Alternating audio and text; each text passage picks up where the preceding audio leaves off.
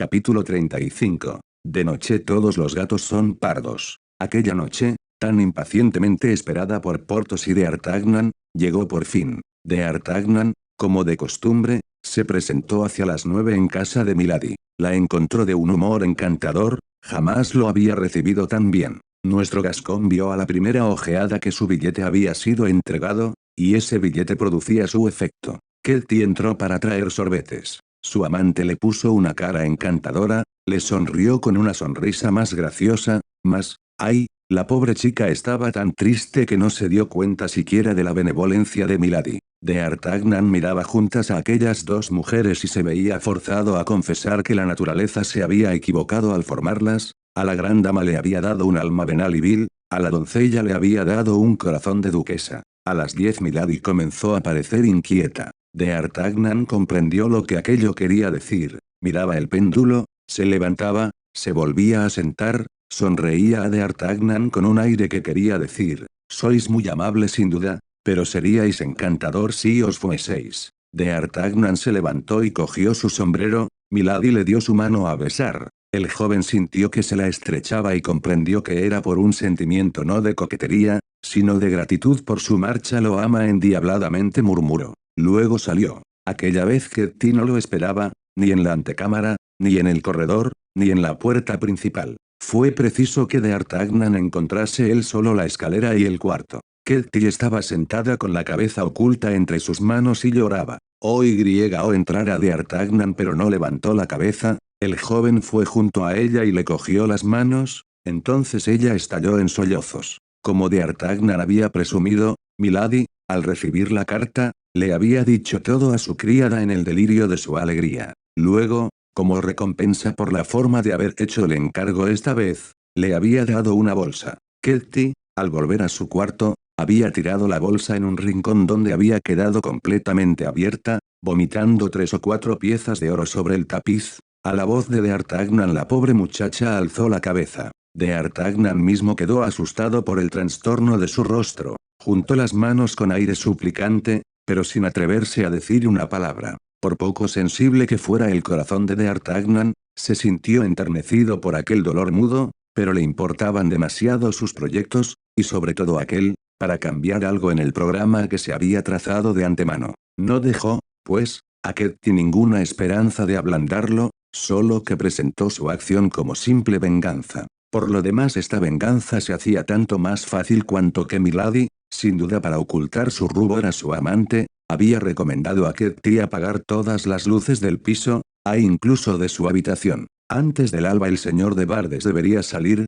siempre en la oscuridad. Al cabo de un instante se oyó a Milady que entraba en su habitación. De Artagnan se abalanzó al punto a su armario. Apenas se había acurrucado en él cuando se dejó oír la campanilla. Milady parecía ebria de alegría, se hacía repetir por Ketty los menores detalles de la pretendida entrevista de la doncella con de Wardes, cómo había recibido él su carta, cómo había respondido, cuál era la expresión de su rostro, si parecía muy enamorado, y a todas estas preguntas la pobre Ketty, obligada a poner buena cara, respondía con una voz ahogada cuyo acento doloroso su ama ni siquiera notaba. Así de egoísta es la felicidad. Por fin, como la hora de su entrevista con el conde se acercaba, Milady hizo apagar todo en su cuarto, y ordenó a Ketty volver a su habitación a introducir a de Wardes tan pronto como se presentara. La espera de Ketty no fue larga. Apenas de Artagnan hubo visto por el agujero de la cerradura de su armario que todo el piso estaba en la oscuridad cuando se lanzó de su escondite en el momento mismo en que Ketty cerraba la puerta de comunicación.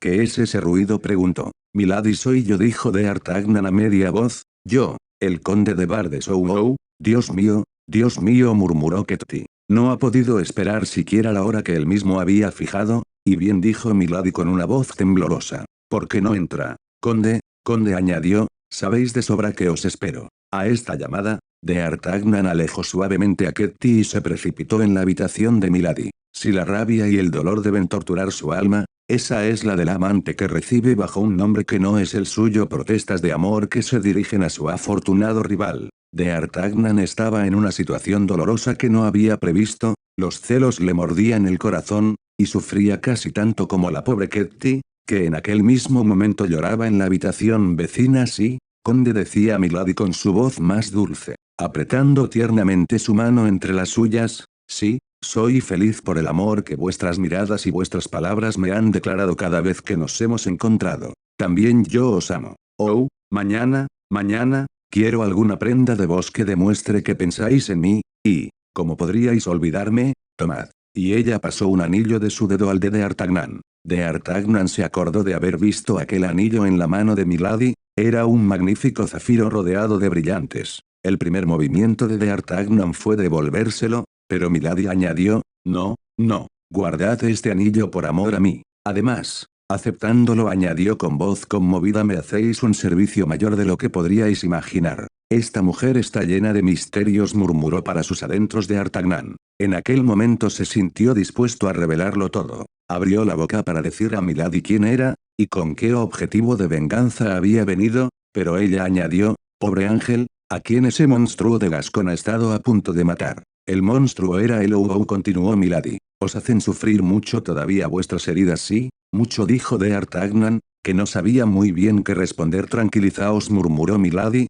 yo os vengaré, y cruelmente. Maldita sea, se dijo D'Artagnan. El momento de las confidencias todavía no ha llegado, necesitó D'Artagnan algún tiempo todavía para reponerse de este breve diálogo, pero todas las ideas de venganza que había traído se habían desvanecido por completo. Aquella mujer ejercía sobre él un increíble poder, la odiaba y la adoraba a la vez. Jamás había creído que estos dos sentimientos tan contrarios pudieran habitar en el mismo corazón y al reunirse formar un amor extraño y en cierta forma diabólico. Sin embargo, acababa de sonar la una, hubo que separarse. D'Artagnan, en el momento de dejar a Milady, no sintió más que un vivo pesar por alejarse, y en el adiós apasionado que ambos se dirigieron recíprocamente, convinieron una nueva entrevista para la semana siguiente. La pobre Ketty esperaba poder dirigir algunas palabras a D'Artagnan cuando pasara por su habitación, pero Milady lo guió ella misma en la oscuridad y solo lo dejó en la escalinata. Al día siguiente por la mañana,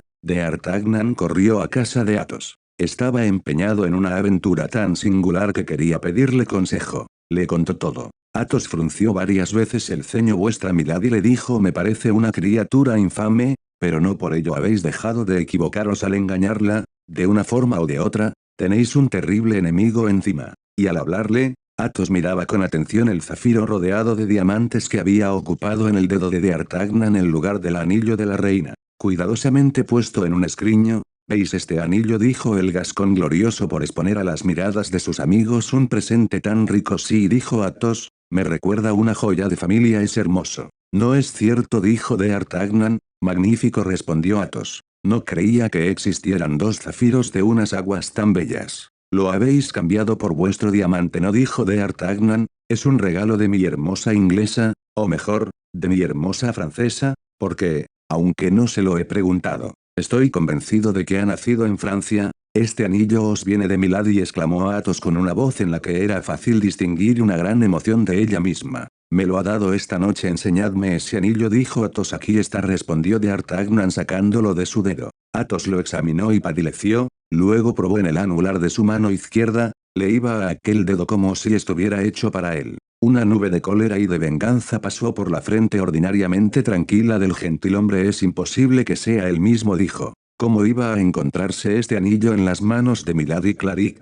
Y sin embargo, es muy difícil que haya entre dos joyas un parecido semejante. ¿Conocéis este anillo?, preguntó D'Artagnan. Había creído reconocerlo, dijo Athos, pero sin duda me equivocaba. Y lo devolvió a D'Artagnan sin cesar. Sin embargo, de mirarlo, mirad, dijo al cabo de un instante, D'Artagnan, quitaos ese anillo de vuestro dedo o volved el engaste para dentro. Me trae tan crueles recuerdos que no estaría tranquilo para hablar con vos. ¿No venís a pedirme consejos? ¿No me decíais que estabais en apuros sobre lo que debíais hacer? Esperad, dejadme ese zafiro. Ese al que yo me refiero debe tener una de sus caras rozada a consecuencia de un accidente. D'Artagnan sacó de nuevo el anillo de su dedo y se lo entregó a Athos. Athos se estremeció. Mirad, dijo, ved.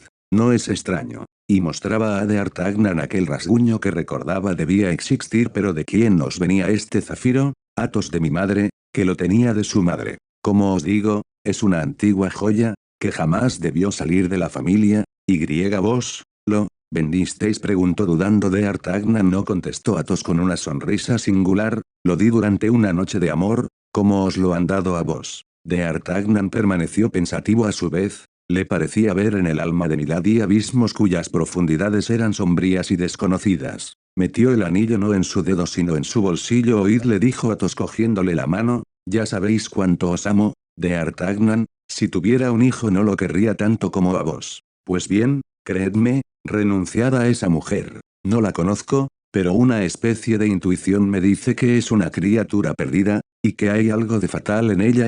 Tenéis razón, dijo D'Artagnan. También yo me aparto de ella, os confieso que esa mujer me asusta a mí incluso. ¿Tendréis ese valor?, dijo Athos. Lo tendré, respondió D'Artagnan, y desde ahora mismo. Pues bien, de verdad, hijo mío. Tenéis razón, dijo el gentilhombre apretando la mano del gascón con un cariño casi paterno. Ojalá quiera Dios que esa mujer, que apenas ha entrado en vuestra vida, no deje en ella una huella funesta. Y Athos saludó a D'Artagnan con la cabeza, como hombre que quiere hacer comprender que no le molesta quedarse a solas con sus pensamientos. Al volver a su casa, D'Artagnan encontró a Ketty que lo esperaba. Un mes de fiebre no habría cambiado a la pobre niña más de lo que lo estaba por aquella noche de insomnio y de dolor. Era enviada por su ama al falso de Bardes. Su ama estaba loca de amor, ebria de alegría, quería saber cuándo le daría el conde una segunda entrevista. Y la pobre Ketty, pálida y temblorosa, esperaba la respuesta de D'Artagnan. Athos tenía un gran influjo sobre el joven,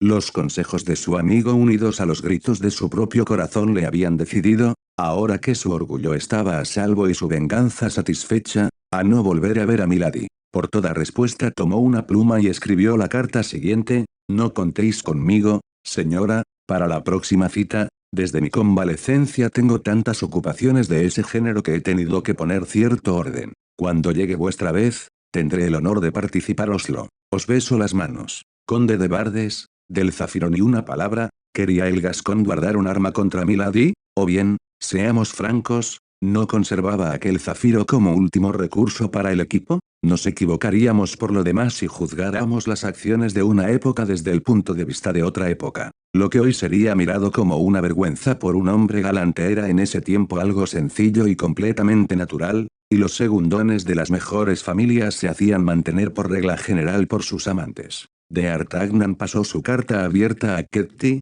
que la leyó primero sin comprenderla y que estuvo a punto de enloquecer de alegría al releerla por segunda vez. Ketty no podía creer en tal felicidad. D'Artagnan se vio obligado a renovarle de viva voz las seguridades que la carta le daba por escrito, y cualquiera que fuese, dado el carácter arrebatado de Milady, el peligro que corría la pobre niña al entregar aquel billete a su ama, no dejó de volver a la Place Royale a toda velocidad de sus piernas. El corazón de la mejor mujer es despiadado para los dolores de un rival. Milady abrió la carta con una prisa igual a la que Ketty había puesto en traerla, pero a la primera palabra que leyó, se puso lívida, luego arrugó el papel, luego se volvió con un centelleo en los ojos hacia Ketty. ¿Qué significa esta carta?, dijo. Es la respuesta a la de la señora, respondió Ketty toda temblorosa. Imposible, exclamó Milady. Imposible que un gentilhombre haya escrito a una mujer semejante carta. Luego, de pronto, temblando, Dios mío, dijo ella, sabrá, y se detuvo.